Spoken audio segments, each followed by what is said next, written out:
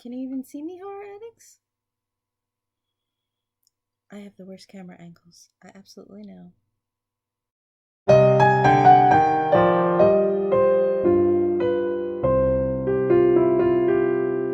Hello again, horror addicts. I wanted to briefly talk about some jewelry, some handmade beading that you may have seen in some of my previous Kbatz crafts videos, but I never actually did a jewelry how-to, simply because I don't know that I'm doing it the correct way.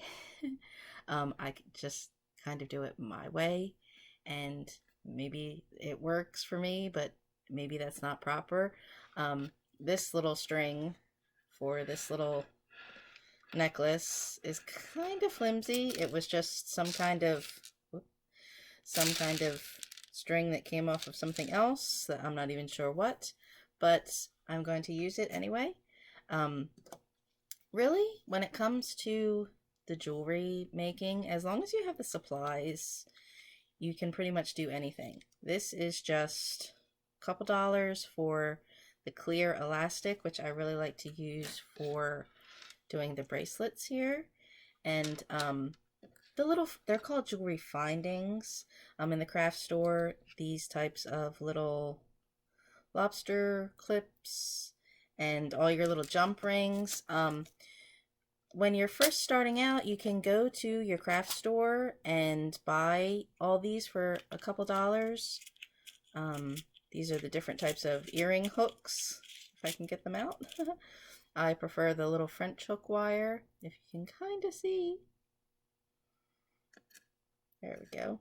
The little French hook wire and all these sorts of jump rings, and these are this one's a little crooked.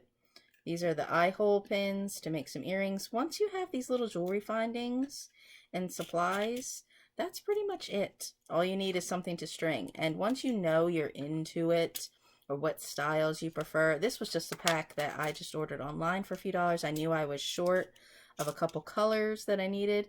And, you know, again, these come in different types of gold or silver or bronze, black. For myself, I will actually just use some of these cheap little plastic beads.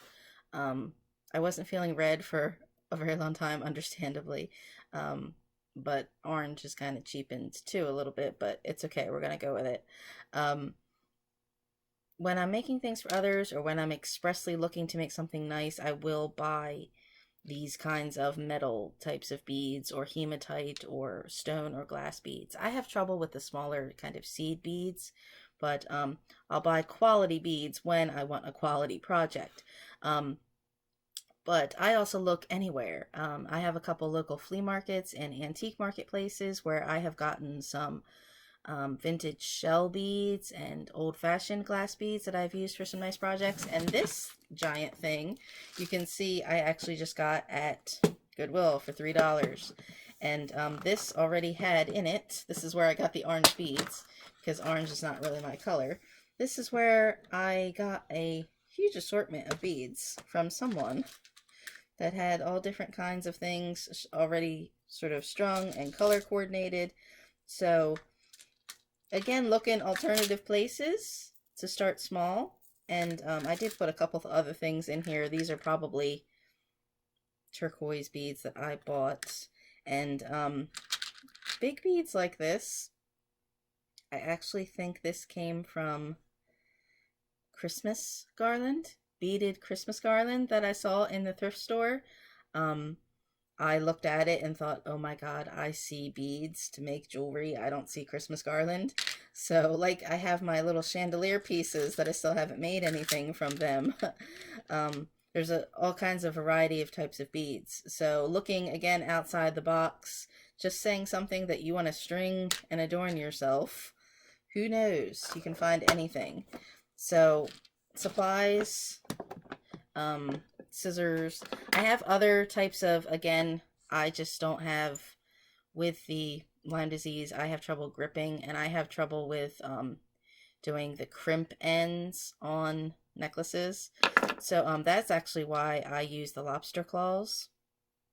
If you can see this tiny little hook in my hand on these necklaces, Sometimes if I'm using a bigger necklace where I just have a ribbon going through it, I'll just knot the ends and leave them to tie around the back to make it easy on myself. But you can also see, um, if you can see, I actually will often put two lobster claws, one on each end, just to make it easier for whichever way I happen to be hooking things together, rather than trying to get a hook on a small little ring clasp like that, just to make it easy on myself. When I was younger and I was very sick, actually I had a collapsed lung and was on ventilator, so it's not fun, people, so believe it.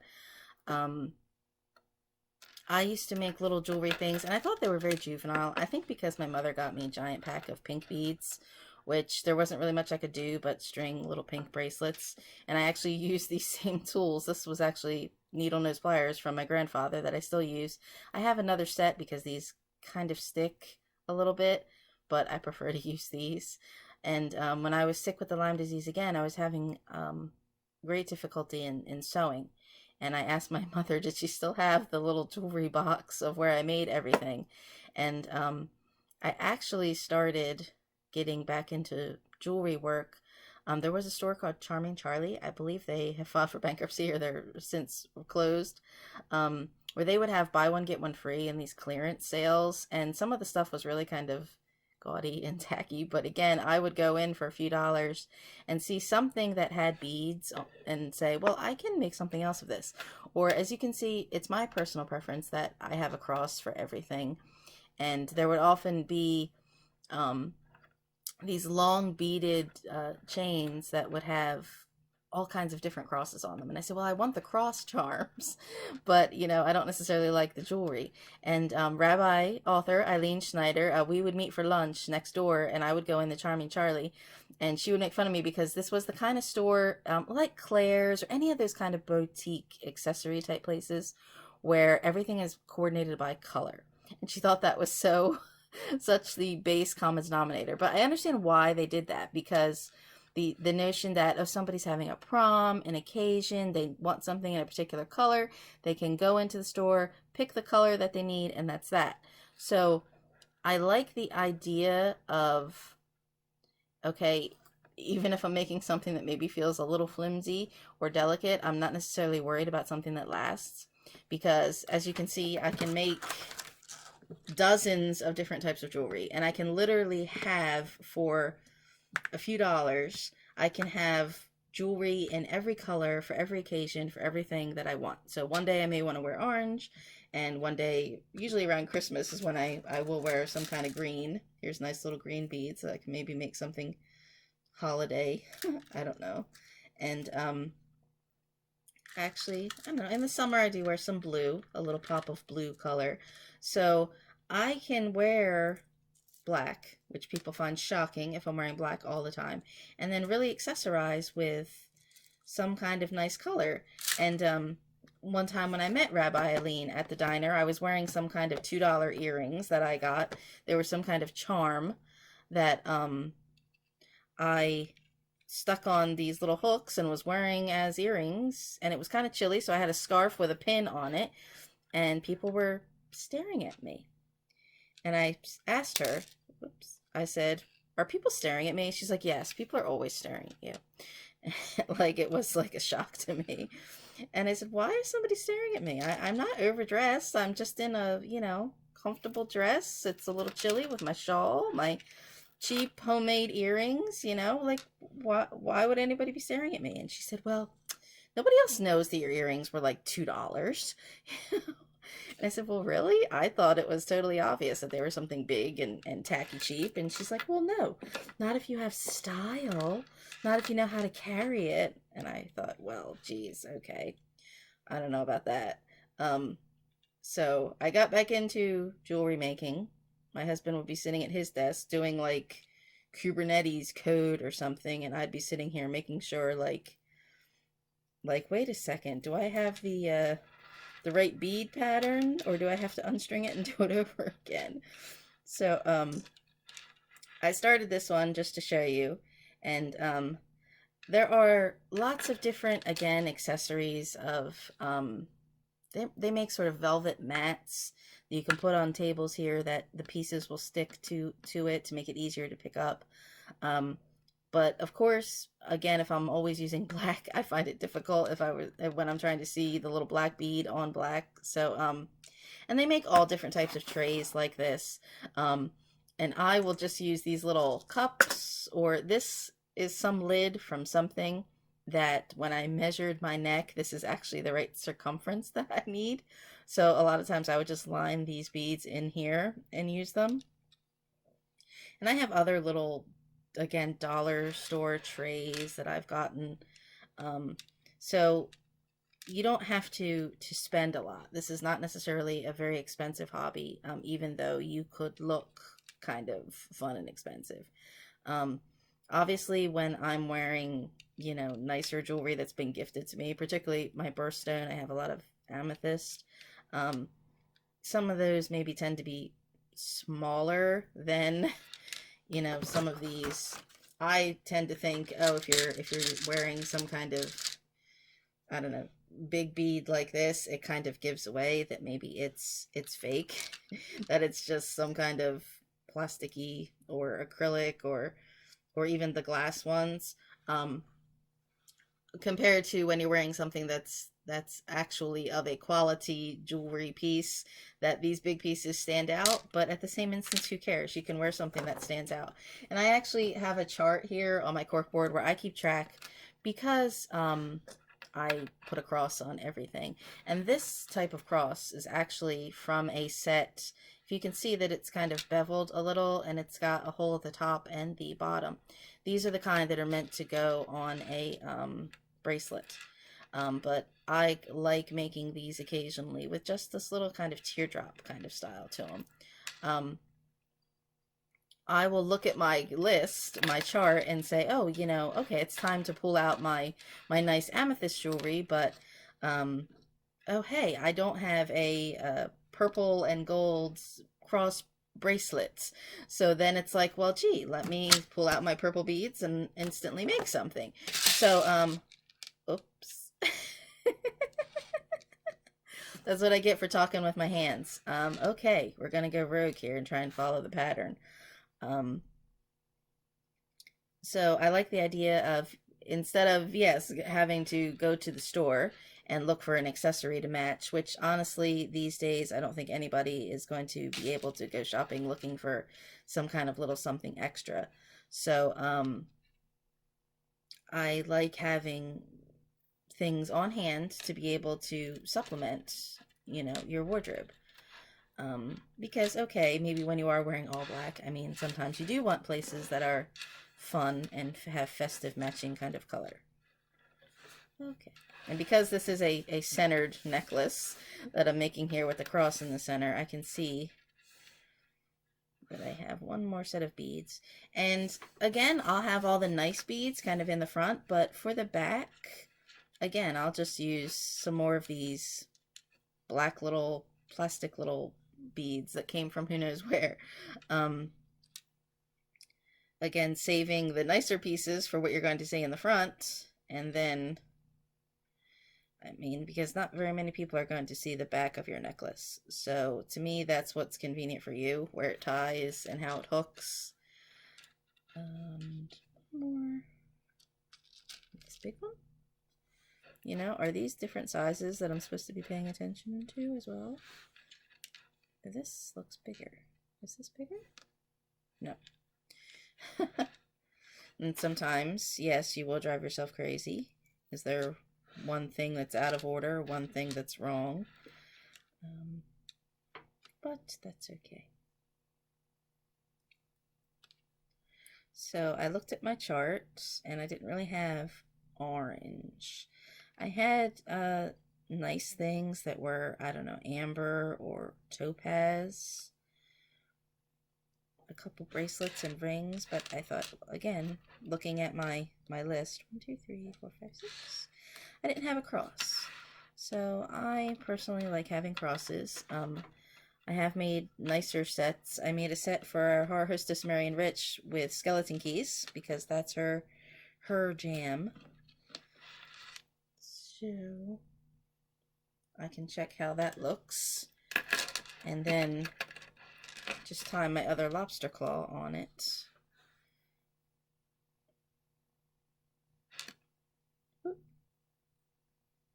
And sometimes I love the little jewelry needles. The difference are that these are more blunt than sewing needles, but you could use a sewing needle. Sometimes I have trouble, as you can see, again with small beads, sometimes they're too small to fit over the eyes of the needles, especially if I'm using a bigger needle, because I want to do double on some of this elastic, like this one. I don't think these smaller beads fit. No, but that's okay. I didn't need the smaller bead. These smaller beads I tend to use on the ends of some of these if I'm using a flat head pin that I want to finish off at the bottom. But here you can see I used the little eye pin to make this one little earring. That's where the pliers kind of come in. Let's see.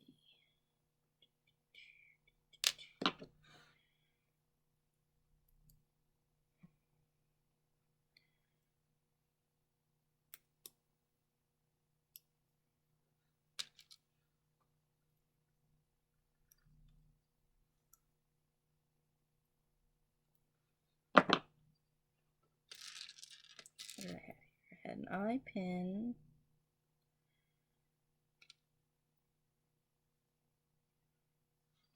And I'm using a bigger jump ring to get through this little dangly bead. I think I got these dangly beads vintage at the Carnival of Collectibles, actually. I think was where I got these. That's where we had our South Jersey Writers Conference way back when we could, you know, have book events before the plague. Where I'm doing this now in November. We're getting our ideas together for our HOW, Horror Addicts Online Writers Conference. It'll probably be a little different this year, just because I feel like everybody's probably Zoom fatigued, but at the same instance, it's like I'm craving like the content. So we're going to have a few live events, I think, with our publishers and editors at horroraddicts.net, Marion Rich and Nashinti Casa. So I wish we could be back out at the stores shopping and filming, but we can all get together online. So that's important. So I think some folks maybe would not want to see the mechanics here, and it might bother me a little bit actually, that you can see the silver kind of ring between them. But at the same instance, I feel like when it's in your ear and it's swinging nice and cute like that, nobody's really going to be looking at the mechanics of it. They're going to think, oh, what a cute little dangly earring. And I do like the little dangles because that is kind of a, you know, quote, Victorian aesthetic kind of little fob bobble kind of there. And these are, I didn't really seek out to make Halloween colors or Flyers colors for that matter. We are hockey folks. But it matches. I have jewelry now to go with my Halloween pajamas and my hockey jerseys. So I did not wear earrings when I played hockey. Even little stud earrings, because I actually had a teammate, a boy teammate, when I played high school with boys. He had multiple like hoop piercings up his ear, and his helmet got stuck on them and ripped the earrings out of his ear. So I said, well, okay, that's it. I'm taking my earrings out of my ears when I play hockey. I also had a few female teammates who had their belly buttons pierced. That was popular back in the day, and yeah, they had equipment get stuck on their navel piercings. So I just stick to ear piercings. and these nice little dangles.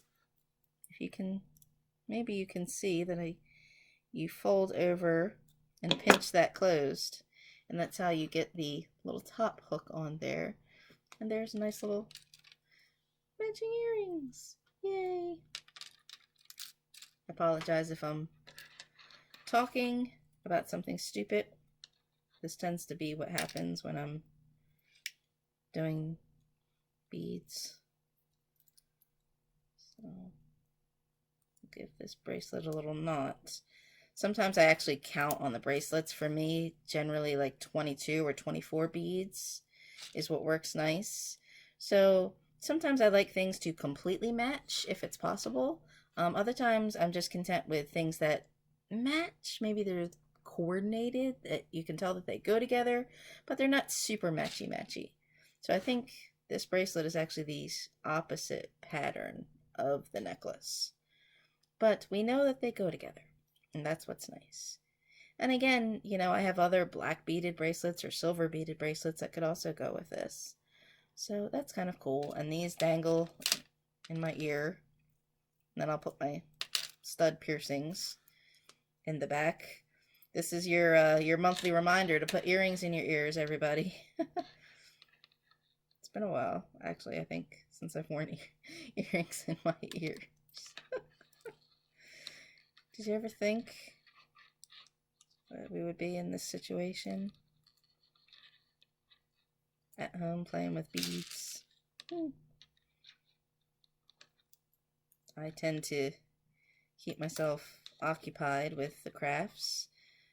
I haven't actually, believe it or not, I've not been doing that much frightening flicks. I just seem to keep watching the same kind of shows over and over again. More like kind of comfort shows, which some of those are classic sitcoms that I love. But I also just keep rewatching like Psycho and Alien over and over again. Just because old horror movies are also incredibly comforting to me. Big shocker, right? So the bracelet looks pretty cute. It's easy to just tie that off on your wrist and see. So I've made a couple other jewelry things that I can't share here because they're for Christmas. So when I do give jewelry to folks, sometimes I do try and tell them, you know, if they feel loose, or give them an extra knot, or take a pair of pliers and just give them an extra squeeze, because sometimes my dexterity is not what it used to be. So, I mean, worst comes to worst, you tug on the knot and it comes undone. You just have to restring it. No big deal. I mean, when you have a chain that's nice, real proper jewelry, and it breaks and you lose it, you think, oh no. But something like this, it's like, well, yeah, that's annoying because I liked it and it took me a little while to make, but it's okay. It's something that's completely fixable. It gives me the chance to make something new. You may have seen in some of the other videos I've made, when I'm wearing some of the jewelry, how I have ones that have little sort of stems that kind of come down off of them. That's just using these different types of either eye beads or pin eye beads, eye pins, or head pins at different lengths of where they have the same thing, where I'll put the beads on and hook them so they have sort of a nice sort of spiral kind of fan out kind of effect on some of the necklaces. So that's how I make them look slightly jazzier. The butt's going on though. Put the bead in the wrong dish. Oh no.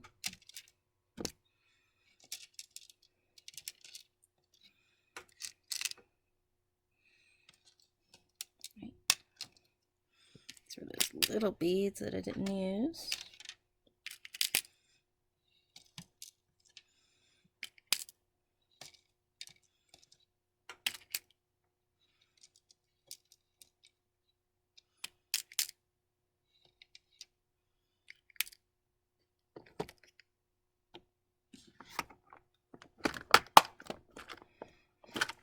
Here you can see my crazy jewelry center.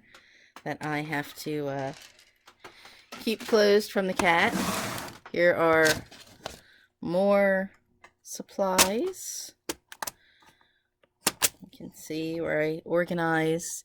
These are also the hook and toggle kind of closures that are sometimes easier to just sort of slip through.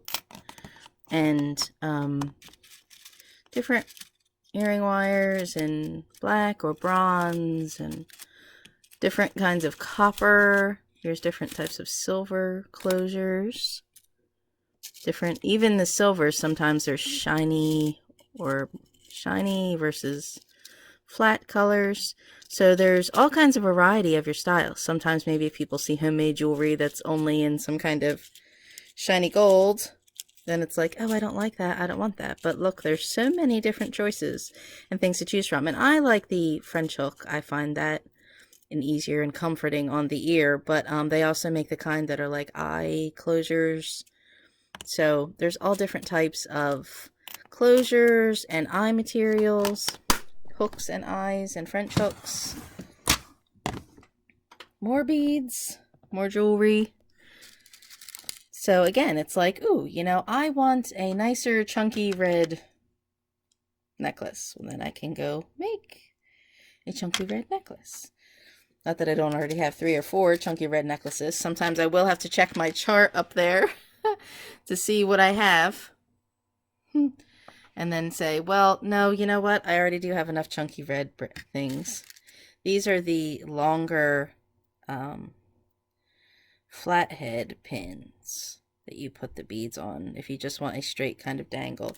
These little ones are the ones that all came from some kind of Christmas garland. So I was excited to get all these different color type of beads. And these kind of, I don't know, champagne, I think was what it was called. So I think I paid $5 and there was like, I don't know, 6 or 8 feet. So it was a lot of beads. I made use of those very quickly. I don't think I have any of the hematite beads left. Oh, yes, I do. The hematite are the magnetic beads. They're supposed to be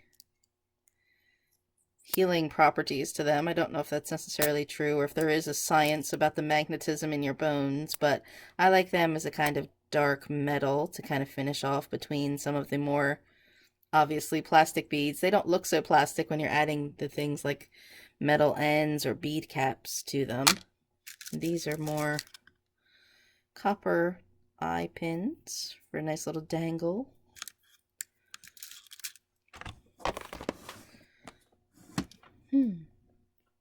I'm looking forward to using these ribbon closures on the backs to go with some of these shiny ribbons to make some chokers. So again, once you have the supplies, the possibilities are endless. A little messy, and you have to keep the cat clear, but the possibilities are endless.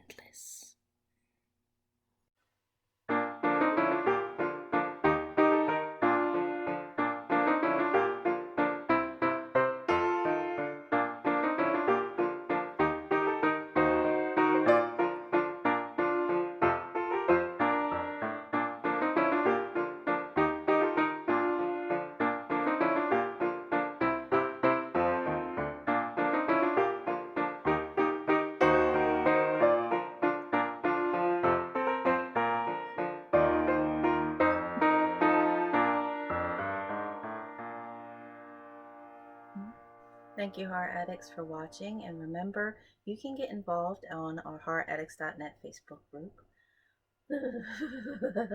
or at our Twitter, horroraddicts13. That's always an easy one to remember. You can check out our current submission calls at horroraddicts.net and listen to our previous podcast. Gosh, I can't talk anymore.